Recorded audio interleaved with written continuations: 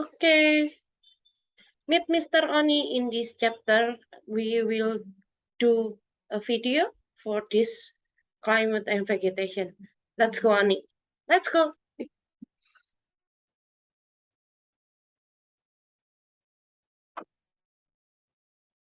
Okay, the first one, termnya community, ya ekosistem kamu tahu adalah interaksi antara yang hidup dengan yang tidak hidup. Ya kalau Oni hidup gitu ya dengan udara dan sekitarnya gitu. Nah, biomes itu adalah collection dari ekosistem yang lebih luas. Kita akan belajar dua ekosistem saja, tropical rainforest dan tropical desert. Tropical hot desert lebih tepatnya. Bukan desert ya. Itu beda lagi ntar artinya. Nah, weather dan climate itu bedanya adalah dalam segi luasnya. Climate lebih luas dan juga dalam jangka waktunya. Climate itu selalu berpola. Setiap tahun ya begitu. Kalau weather ya bisa sesaat saja gitu. Nah, kalau kita ngomongin climate, kita akan lebih banyak ngomongin tentang temperature. Ya, temperature itu kenapa? Dipengaruhi oleh apa? Jelas yang pasti dipengaruhi oleh insolation. Adalah datangnya matahari. Insolation itu singkatan dari incoming solar radiation gitu ya. Jadi dia datangnya matahari itu bisa tegak lurus seperti ini ya, pas tegak gitu ya. Kalau dia tegak lurus seperti ini, dia tuh luas areanya kecil, sempit, tapi dia energinya fokus, jadi energinya besar. Ya kalau yang tegak lurus kayak begini nih, sorry, saya salah gambar ya. Jadi ini tegak, tuh sempit, cuma segini aja yang disinarin, ya. Tapi areanya, tapi energinya maksimal gitu. Kalau miring, itu areanya, energinya jadinya nggak terlalu maksimal, tapi dia area yang diterangin itu lebih luas. Ini namanya obelik gitu ya. Ini yang sudah ditulisin ya.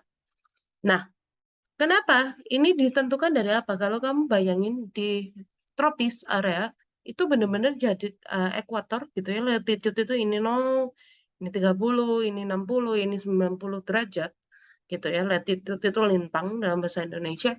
Dia kalau closest to the equator mataharinya tuh seakan-akan di sini nih. Jadi dia tegak lurus.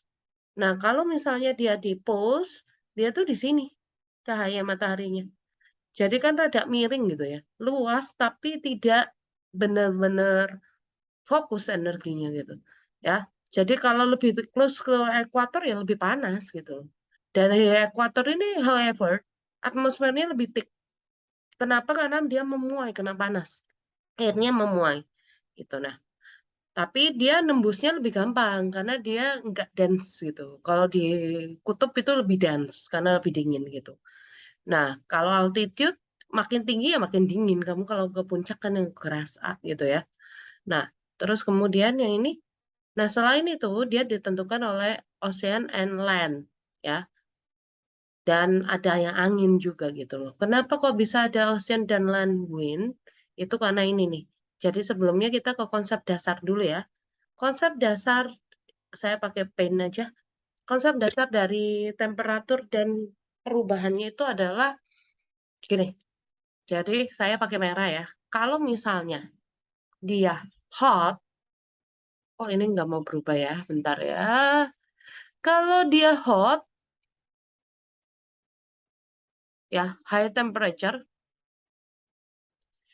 itu partikelnya nggak mau deket-deketan ya. Sama kayak kamu kalau lagi panas-panas, temenmu kamu suruh jauh-jauhan gitu. Ya, ini menyebabkan dia jadi less dense. Density-nya kecil. Ya. Nah, kalau density-nya kecil, pressure-nya low. Karena density semua meter termasuk air itu kan punya berat gitu ya. Punya tekanan gitu. Occupy space. Nah, ini pressure-nya jadinya low. Nah, apa yang terjadi kalau pressure-nya low ya nggak apa-apa gitu ya. Nanti hubungannya sama angin. Nah, however, kalau dia cold, temperaturnya rendah, ini partikelnya lebih deket-deketan gitu ya. Jumlah partikelnya sama tapi lebih deket-deketan gitu. Nah, ini lebih dense ya, denser, lebih dense, density-nya tinggi ya. Nah, Jadinya pressure-nya itu tinggi. Ya. Nah, angin, wind, is the movement of air from high pressure to low pressure. Ya. Nah, jadi selalu angin akan bergerak dari cold temperature to low temperature. Kenapa? Karena cold temperature itu lebih density-nya tinggi, pressure-nya lebih tinggi. Ya, jadi this is the wind. Ya, movement dari high pressure to low pressure. Ya, ini dicatat dulu. Intinya apa? Kalau dia dari hot temperature itu pressure-nya rendah, cold temperature itu pressure-nya tinggi. Dan movement of air itu selalu dari cold temperature to hot temperature. Dari high pressure to low pressure. Ya. Nah, kemudian, ini kalau yang ocean and land wind. Kenapa kok ada ocean dan land wind? Sedangkan ada juga nanti prevailing winds. Prevailing wind itu apa sih? Oh, angin yang dia tetap gitu ya. Kayak nanti kamu akan belajar kalau di S2 trade winds, westerlines, easterlines. Nah, itu prevailing wind yang selalu tetap. Nah, kalau ocean and land wind ini enggak tetap. Kalau malam berubah gitu. Nah, ini kenapa terjadi? Karena adanya beda spesifik heat capacity dari land dan ocean. Di mana kalau si ocean dia itu kan mostly water. Water itu untuk berubah 1 derajat saja butuh 4.200 joule per kilo per derajat Celcius. Ya, untuk 1 kilo air berubah 1 derajat Celcius itu butuh 4.200 joule. Sedangkan kalau soil land berarti itu cuma butuh 2.000 joule, hampir 2 kali lipat gitu. Ya, jadi ini bisa kamu bayangin air itu untuk dipanasin susah. Tapi however, dia kalau untuk lepasin panas juga susah. Jadi sama aja gitu ya. Jadi ini akan kita pakai buat illustrate land and ocean breeze gitu ya. Nah, saya gambarin seperti kemarin di kelas ya, saya udah gambar. Nah, ini misalnya land, ini ocean-nya, ini land-nya. Kita dari kondisi siang dulu, oke? Kalau siang ada matahari, ya. Nah, apa yang terjadi kalau siang? Nah, ocean tadi kan spesifik capacity-nya itu gede banget gitu ya. Dia mau panas itu susah. Jadi nggak panas-panas yang ocean. Ya, sedangkan kalau yang di land, ini kena matahari langsung panas. Jadi ini higher temperature. Ingat ya, tadi higher temperature otomatis pressure-nya lebih rendah. Low pressure. Ya. However, in the oceans, itu kan susah panasnya. Ya, jadi dia itu lebih low temperature, colder, higher pressure.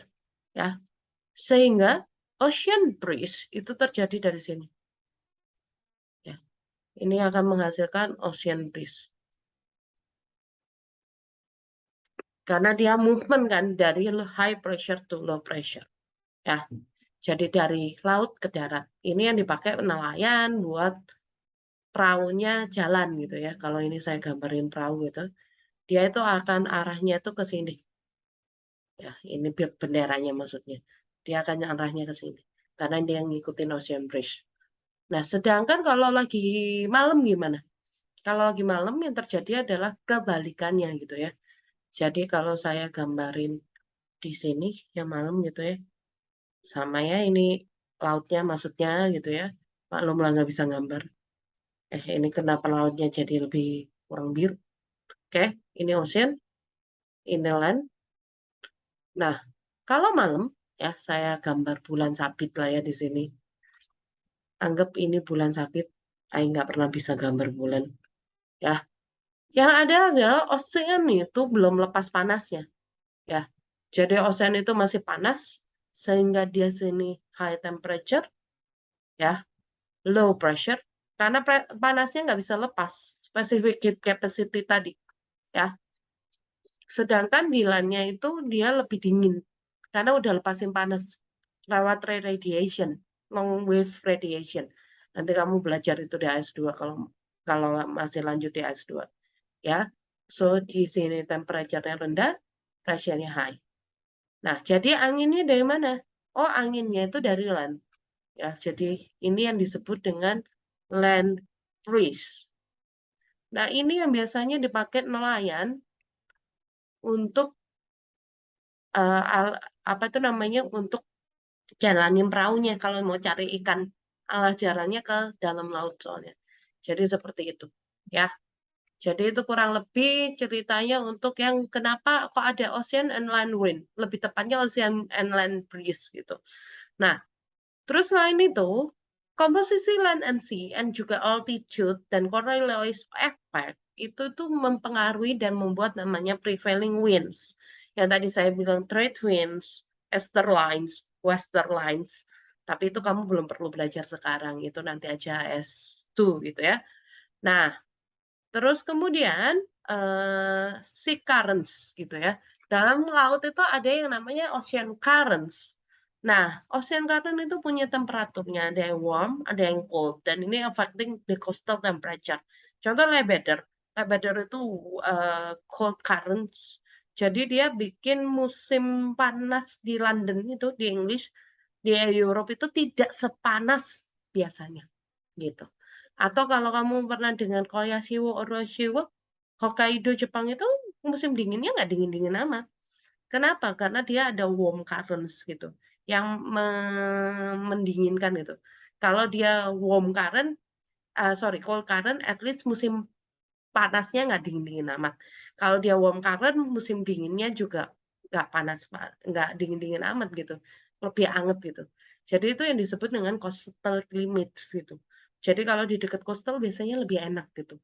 Dan plus juga dia jadinya untuk trading itu lebih lancar karena nggak beku 100% pada waktu musim dingin gitu. Nah, juga suhunya juga nggak se-ekstrim kalau misalnya kita lihat nanti di daerah gurun gitu, tropical hot desert gitu. Nah, distance from the sea-nya jelas affecting karena coastal area itu kan butuh butuh apa tuh namanya butuh ya wind-nya nggak akan jauh-jauh amat gitu ya. Jadi ini mempengaruhi gitu ya. Oke, kemudian ini yang kemarin saya benerin dikit ya. Apa aja sih yang mempengaruhi lagi? Nah, pressure-nya. Kenapa kok pressure mempengaruhi? Karena tadi yang saya sudah jelasin. Kalau lower pressure, lower temperature, pressure-nya higher temperature, pressure-nya lebih low, jadi dia density-nya lebih rendah. Sedangkan kalau higher pressure, density-nya lebih tinggi. Nah, ini mempengaruhi apa? Mempengaruhi humidity juga. Di mana kalau dia higher pressure, higher temperature, lower pressure, lebih banyak uap air yang bisa masuk. Lebih banyak water vapor yang bisa masuk. Jadi lebih gampang humid gitu. Nah, makanya yang high pressure selalu membawa air. Yang high temperature selalu membawa air. Sorry, kebalik. High temperature itu bawa air. Ya, saya tulisin di sini. Ya, ini low pressure, ini high temperature, ini humid, bawa air. Kenapa? Karena space buat airnya itu lebih banyak, ya. Jadi water vapor-nya itu bisa nyisip di sini nih, ya. Makanya biasanya humid, bawa air. Nah, higher pressure itu lebih cold, ya. Ini cold, dan dia biasanya kering, ya.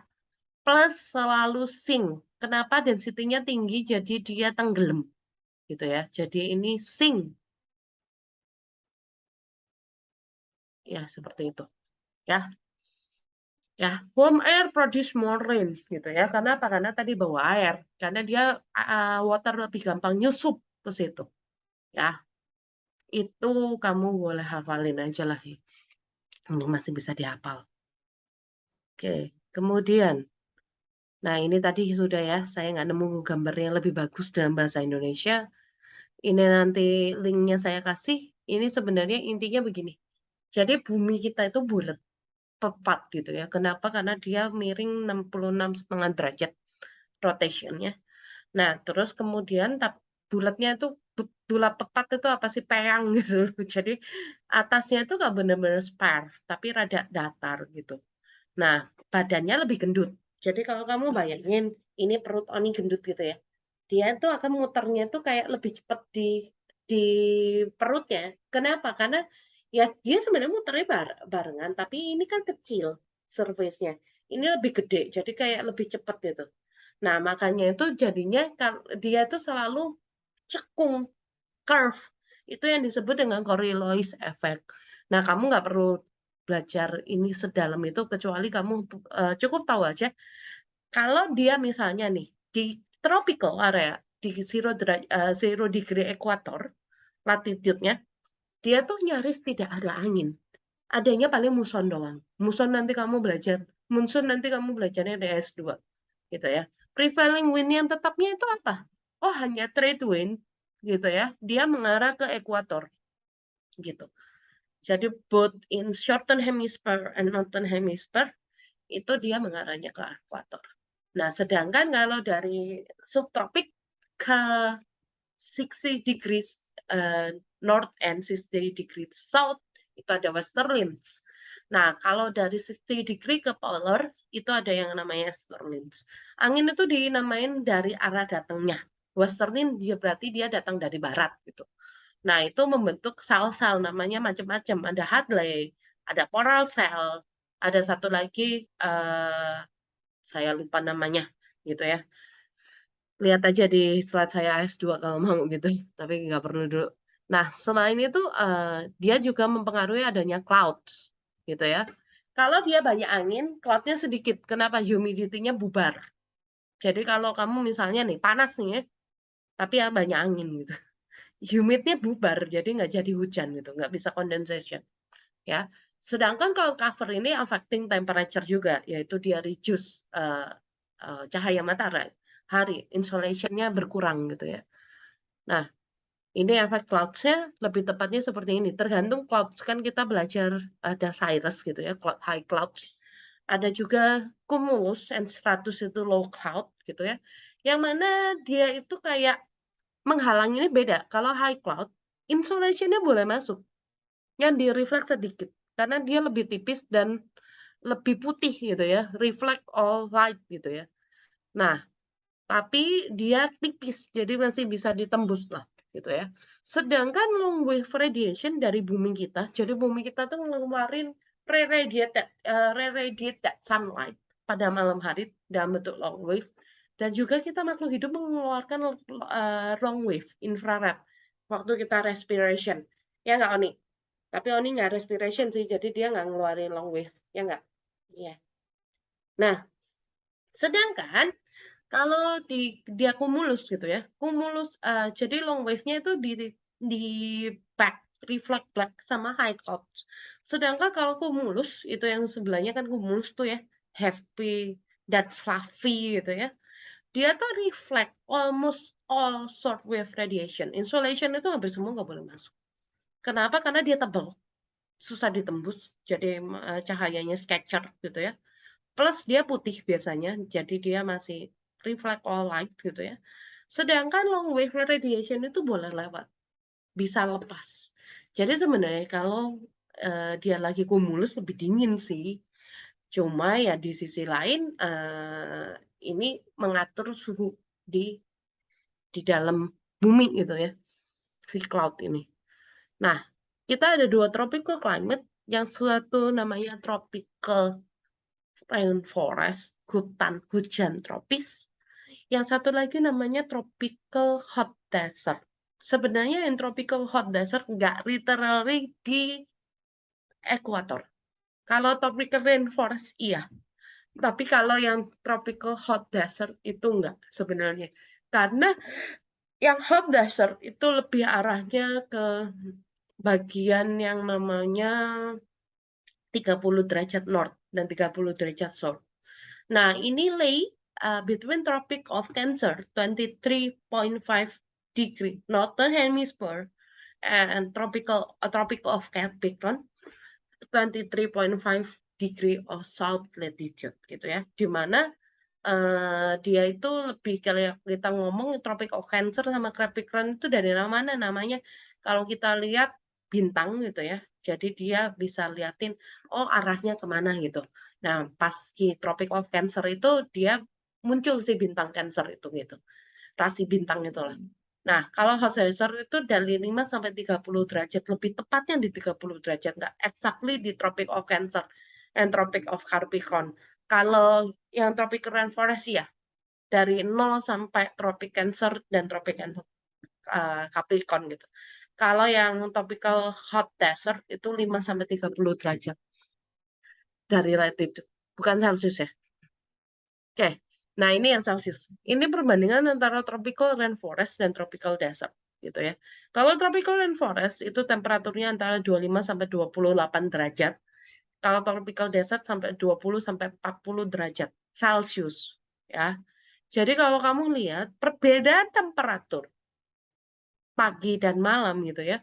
Annual temperature range itu setahun kalau di urnal itu pagi dan malam. Ya, dia high, bedanya bisa ya sekitar 4-5 derajat, tapi nggak segila tropical hot desert. Di mana kalau tropical hot desert itu bisa sampai minus kadang 10 derajat, bahkan kadang bisa turun sampai -2, -3 derajat gitu. Nah, di malam hari. Sedangkan di siang hari itu 40 derajatan, tapi rata-rata sekitar 10 derajat lah. Jadi kamu bisa bayangin dia sekitar beda 30 derajat siang dan malam itu. It's very very high. Nah, sedangkan kalau annualnya per tahunnya juga high. Dia sekitar 20 sampai 40 derajat. Biasanya kita akan tunjukkan dalam bentuk ini, klimatogram. Mana ya klimatogram saya? Seperti ini. Ya, ini namanya klimatograf, ya. Ini kita bisa liatin temperaturnya, ya. Yang bar itu temperaturnya, yang merah-merah ini, sorry, yang merah itu temperaturnya. Kita bisa lihat, oh beda temperaturnya ini rainforest kebetulan. Kalau rainforest ya nggak terlalu beda gitu kan. Anualnya, kalau anual berarti yang tertinggi 1 tahun itu dikurangi yang terendah dalam 1 tahun itu anual. Nanti saya tanya ya di kelas. Ini anualnya berapa ya? Nah, kalau diurnal itu berarti dalam 1 hari. Dan bisa juga saya tanya, oke, yang paling panas dalam 1 tahun itu bulan apa? Gitu. Atau yang paling dingin bulan apa? Suhunya berapa? Gitu ya. Nah, kalau yang bar grafnya, sorry, biasanya emang dia bentuknya yang temperaturnya dalam bentuk line graph, yang average rainfall-nya atau lebih sering disebut precipitation, itu dalam bentuk bar graph gitu ya. Kalau ini saya juga bisa tanya, oh yang paling banyak hujan bulan apa? Paling sedikit hujan bulan apa? Oke, jadi seperti itu ya. Enak ya, itu gampang lah kalau kamu nggak bisa keterlaluan itu. Mana tadi dia? Ya. Nah, rainfall-nya kalau tropical rainfall is very very high. While tropical desert very very low. Gitu ya. Kenapa? Karena tropical rainforest itu dia precipitation-nya gede banget. Itu di warm climate-nya ya. Jadi water vapor-nya bisa nyusup. Kalau tropical desert nanti habis ini saya jelasin formation-nya. Nah, itu susah nyusupnya gitu ya. Nah, humidity-nya kalau tropical rainforest very very high karena dia banyak tanaman yang bisa hold that humidity. Kalau tropical desert enggak, nyaris nggak ada tanaman, pasir semua gitu. Cloud cover-nya itu luas banget kalau di tropical rainforest, kalau di tropical desert nyaris tidak ada, gitu ya. Wind-nya itu ya lebih pelan kalau di tropical rainforest. Jadi dia kayak kehalang pohon. Jadi begitu dia niup, nabrak pohon gitu. Jadi kayak ada angin nabrak, buk, dia pecah. Kalau wind itu tabrakan dia akan pecah. Jadi kayak windbreaker gitu. Nah, makanya ini juga menjelaskan kenapa dia humid, karena kenapa dia jadinya kayak cloud cover-nya lebar banget, karena humid kan more chance of precipitation ya, more chance of condensation dan creating dark clouds gitu. Nah, sedangkan kalau tropical desert itu anginnya itu bebas merdeka, orang itu padang pasir gitu ya. Air pressure-nya very low in tropical rainforest, however in tropical hot desert itu very high. Artinya apa? Cool temperature kok bisa desert hot desert katanya di malam hari. ya. Kalau di siang hari, ya dia sangat-sangat panas gitu ya, very very high temperature, very very low pressure. Tapi ini secara high pressure itu dari mana? Dari lintangnya, dari altitude-nya. Nanti kita pelan-pelan belajarin ya. Kenapa kok itu lintangnya bisa membuat dia high pressure gitu ya. Ini lumayan susah ya ini, pelan-pelan belajarnya ya. Nah, terus kemudian location-nya itu kamu hafalin sendiri lah ya, saya males bacain gitu ya. Intinya bisa kita lihat dari petanya. Jadi kalau ini yang atas itu tropical rainforest, ini posisinya benar-benar di ekuator ini, garis 0 derajat nih. Nah, sedangkan kalau ini tropical hot desert itu lebih atas, sekitar 30 derajat sampai ke sonoan lagi dikit, gitu ya. Itu seperti itu. Kenapa di situ nanti benar pelan-pelan kita belajar. Nah, kita masuk ke vegetation-nya nanti ada video, nanti link-linknya saya kasih ya di YouTube gitu ya, kamu akan lihat gitu ya. Nah, tropical rainforest itu punya vegetation yang paling tidak 4 lapis, jadi dia berlapis-lapis. Jadi dia sangat diverse. Ini adalah ekosistem yang paling diverse. Yang kedua itu coral reef. Ya, jadi yang kedua paling diverse itu coral reef. Kenapa? Karena dia berlapis. Ada layers. Layer yang paling bawah disebut sublayer atau forest floor. Itu sub itu artinya sebenarnya semak-semak gitu. Jadi dia terdiri dari tanaman pendek, ya, low shrub and saplings, or can be called as shade plant. Jadi dia tertutup oleh shadow dari plant yang lain. Jadi biasanya ini tanaman yang tidak terlalu butuh sama matahari. Ya butuh sih, tetap butuh buat fotosintesis. Tapi dia bisa adapt gitu ya. Meskipun dia cuma sedikit aja si mataharinya masuk karena ketutupan yang atasnya, ketutupan kanopinya. Kanopi itu kan kayak apa ya, payung gede itu. Nah, jadi dia ketutupan. Nah, dan tanaman yang di sharp layer ini harus tahan humidity. Karena makin bawah itu makin humid kalau di tropical rainforest. Karena dia ke bawah humid dari tanaman yang di atas-atasnya gitu. Nah, di atasnya ada under canopy ya. Itu bentuknya pohon, biasanya sekitar 20 meter. Ya, atau lebih rendah. Dan itu biasanya juga bisa juga young tree. Jadi nggak hanya pohon yang memang tingginya segitu ya, tapi bisa juga pohon-pohon yang emang lebih muda gitu, yang belum tinggi gitu. Nah, ini last dance, biasanya nggak terlalu density-nya tinggi gitu, nggak terlalu rapat gitu. Ini bisa survive di last sunlight. Nah, terus kemudian dia ada lagi yang namanya pine canopy. Nah, biasanya ini yang lebih tinggi, 30 sampai 40 meter pohonnya. Dan ini bener-bener density-nya tinggi banget gitu. Dan apa ya, dia tuh bikin branch-nya makin ke atas untuk dapetin matahari sebanyak-banyaknya. Nah, itu yang canopy, main canopy. Nah, terus ada yang tumbuh lebih tinggi dari main canopy, namanya emergent layer. Dia kayak emergent, kayak apa tuh namanya, berhasil gitu. Nah, ini sangat-sangat tinggi. Kenapa sih mereka mau tumbuh meninggi? Karena dia sebenarnya mau gua kagak ketutupan gitu, biar bisa fotosintesis optimal gitu ya. Dia nggak mau tertutup gitu. Jadi tanaman pun punya kompetisi gitu ya. Jadi dia grow above the other to get full sunlight gitu.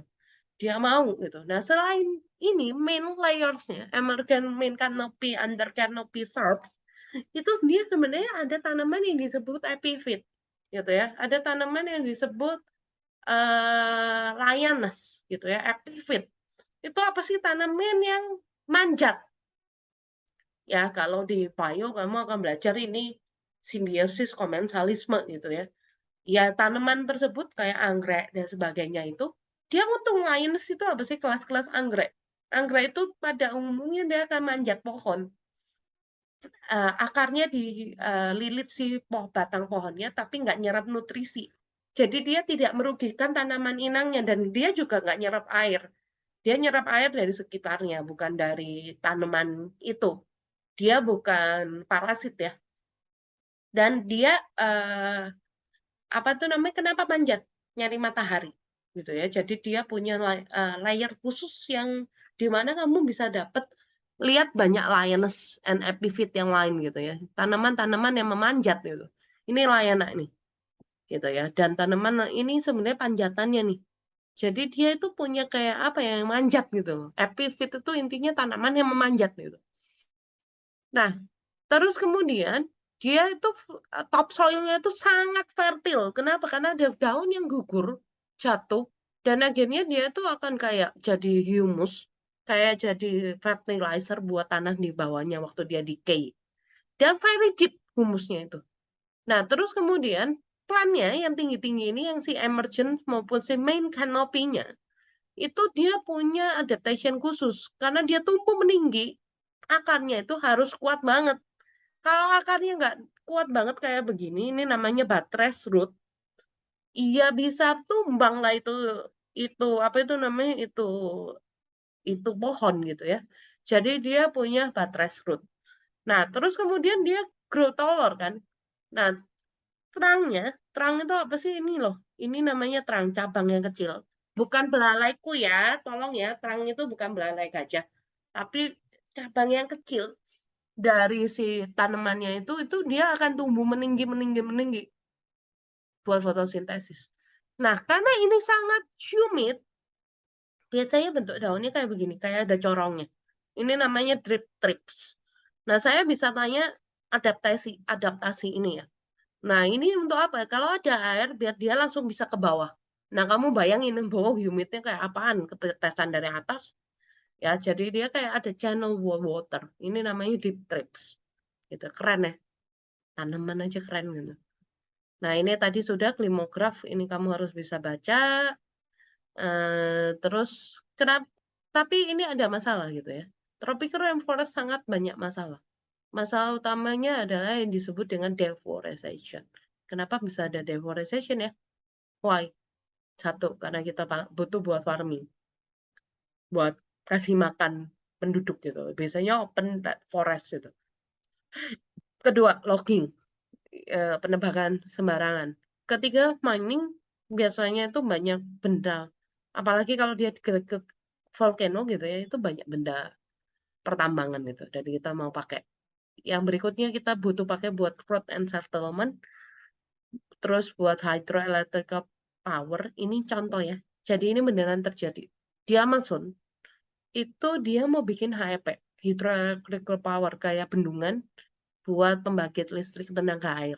Dia sampai flooding area sekitarnya. Gila ya.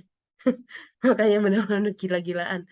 Dan itu apa ya, kayak ngefoldingin sengaja untuk si tropical rainforest-nya. Ngerusak tropical rainforest. Gila-gilaan gitu ya, itu bikin deforestation. Nah, deforestation ini bisa lead untuk beberapa problem, bisa global, bisa lokal. Ya, yang globalnya itu apa misalnya? Ini kamu nanti saya tanyain ya. Globalnya apa nih? Soil erosion and loss fertility itu lokal apa global? Itu jelas lokal gitu. Ya, karena erosinya di tempat itu. Nggak mungkin kamu deforestation-nya di Indonesia, terus tiba-tiba soil erosion-nya di Amerika yang ngawur aja gitu, nggak mungkin gitu ya. Loss fertility-nya di situ. Disruption of food chain ya di daerah itu juga gitu. Desertification ya di daerah itu juga. Loss biodiversity itu lebih ke global. Kenapa? Karena ya satu loss ya kita rugi secara global. Climate change ya jelas global ya. Global warming, less rainfall atau extreme weather itu ya jelas global. Flooding due to silting. Jadi silting itu apa sih sebenarnya? Silting itu kayak apa tuh namanya? Dia itu kayak pergeseran gitu, pergeseran dari si tanahnya gitu. Nah, kaosnya ini efeknya gitu kalau terjadi deforestation gitu. Ya, kamu perlu belajarin pelan-pelan.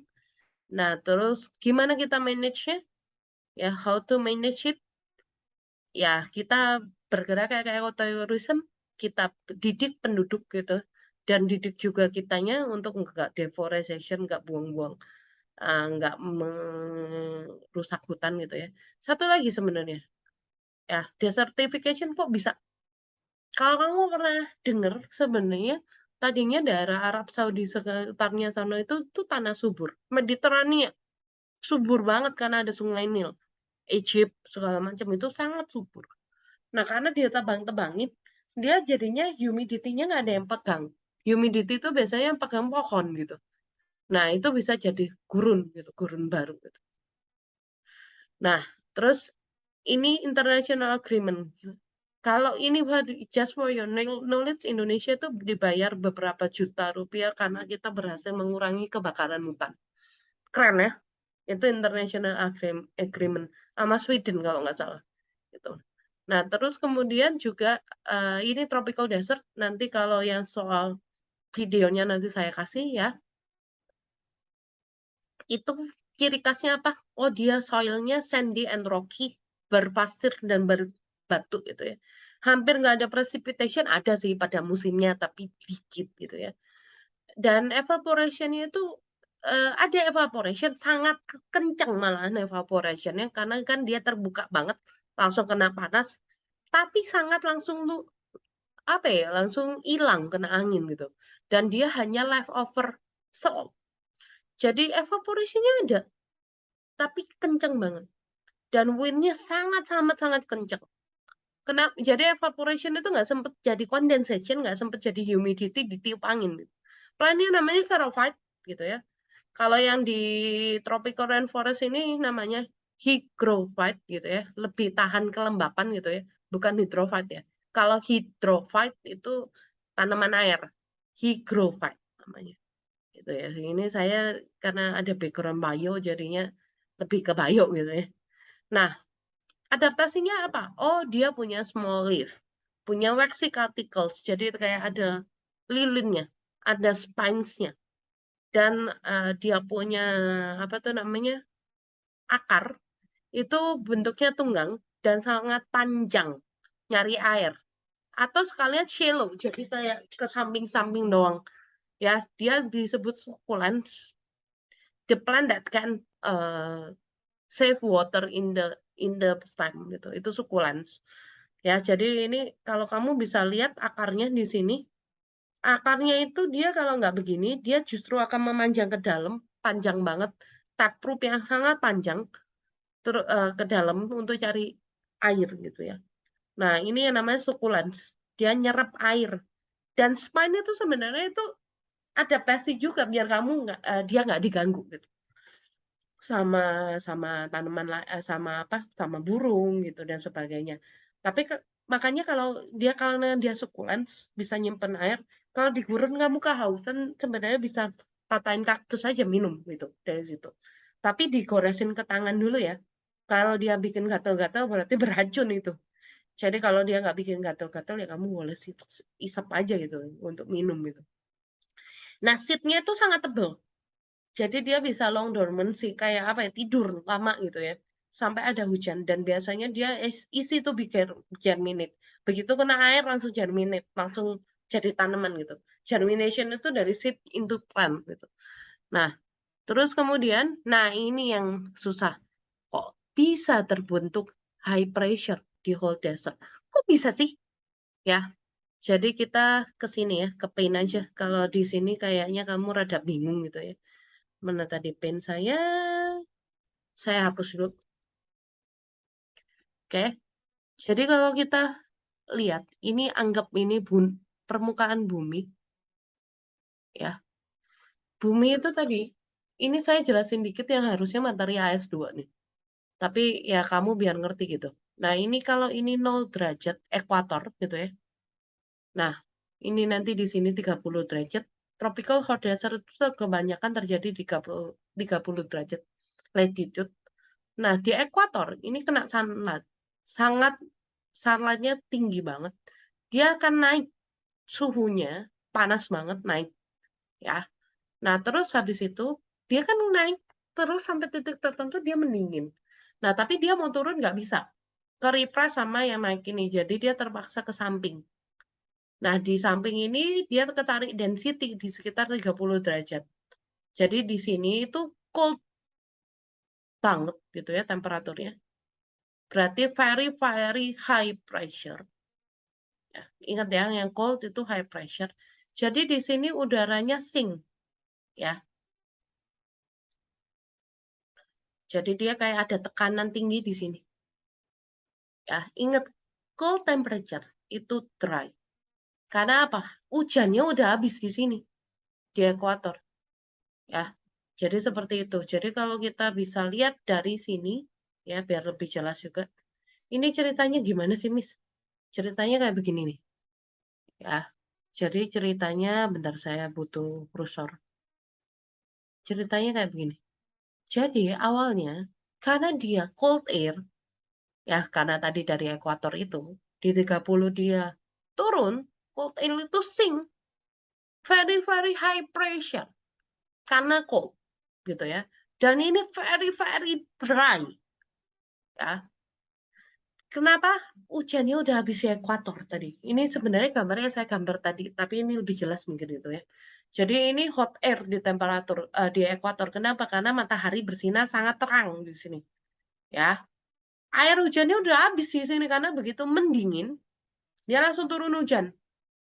Ini nanti kalau kamu di AS2 belajar ini namanya convectional rain, gitu ya. Nah, terus dia tapi tetap harus naik. Terus kenapa kok tetap naik? Didorong sama bawahnya. Jadi dia terpaksa ke samping. Nah, di 30 derajat itu dia udah habis energinya, gravity, narik ke bawah gitu ya. Nah, ini very very cold, very very high pressure, tapi di mana di situ dia sangat kering. Jadi dia turun. Nah, sedangkan di sini tetap kepanasin ya, tapi miring sama mataharinya. Nah, ini terus jadinya dia press. Jadi di sini kagak ada hujan. Kenapa? Udah habis di ekuator. Gitu ya. Jadi kurang lebih seperti itu. Ya, ya kalau kamu baca di sini, air is from the land at its risk, cold and condensed. Ini di ekuator. Nah, sedangkan di 30 derajat tadi, dia itu sangat-sangat high pressure, sangat-sangat cold. Jadinya dia tenggelam. Hampir gak ada hujan. Selalu terjadinya di 30 derajat North maupun Shorten Hemisphere gitu ya. Nah, ini efek yang lain ya. Pada pada daytime dia itu sangat-sangat ingat karena dia nggak ada air, spesifik heat capacity itu nyaris tidak ada. Jadi pada saat daytime gitu ya, karena anginnya kenceng. Kenapa anginnya kenceng? Padahal kalau di sini dia disebut high pressure ya. High pressure ini kan tetap aja dia akan tekan. Dan sementara itu dia membentuk trade wind. Jadi anginnya juga kencang, terus plus itu soal rocky and sandy gitu ya, berbatu dan pasir, jadi nggak ada yang break the wind. Jadi ya bisa dibilang dia langsung evaporate tuh, water di permukaan itu langsung evaporate. Nah di daytime dia nggak ada yang dipanasin gitu, dia langsung panasin semuanya, jadi very very hot dan nggak ada angin tambah panas dong gitu ya, very very hot dan nggak ada yang ngusir si dia evaporate langsung, tapi humidity-nya langsung cepat-cepat hilang gitu ya, karena hot banget gitu ya. Wind-nya cepat banget gitu ya. Sorry, saya kebalik. Wind-nya sangat cepat justru. Kalau di siang hari dia very very hot gitu ya. Dia langsung usir itu wind humidity gitu ya. Karena apa? Nggak ada yang menghalangi anginnya. Anginnya kenceng banget karena dia membentuk trade wind gitu ya. Nah, sedangkan ini at 30 degree north and south of the equator, there are no clouds. And so the full force of sun rays can hit the earth, making it very, very hot. And however, even though the wind very fast, gitu ya, windnya kenceng banget, dia evaporation-nya berantakan, jadi sampai gak ada cloud, gitu ya. What happened at night? At night di ekuator itu ada cloud yang jadi blanket. Jadi dia kayak bisa trap heat-nya. Jadi heat itu masih tetap bersirkulasi di dalam ekuatornya. Kalau kamu lihat di sini tadi kumulus gitu ya. Dia bisa circulate di sini. Sedangkan kalau di tropical rainforest itu paling banter adanya high clouds. Jadi heat-nya langsung hilang. Makanya sampai diurnalnya gede banget gitu ya. Ya, jadi ini jadi di desert gak ada cloud cover-nya. Jadi langsung radiate semua itu infrarednya. Makanya very very cold. Nah, ini kalau kita lihat demografnya. Ini apa tuh namanya? Hmm, hujannya, precipitation-nya. Ya kalau kamu lihat precipitation-nya sedikit banget itu, sedangkan ini temperaturnya, ya. Sama nanti misalkan tanya-tanya gitu ya. Jadi teorinya kurang lebih kayak gitu. Kalau cold air itu pasti sink dan dia high pressure dan dia dry gitu ya. Jadi less cloud cover gitu ya. Tadi alasannya udah dijelasin. Kurang lebih seperti itu. Bye. Ayo, Ami, kita bye dulu. Bye bye. See you in exam. Ami will observe you. Ami nggak boleh gitu.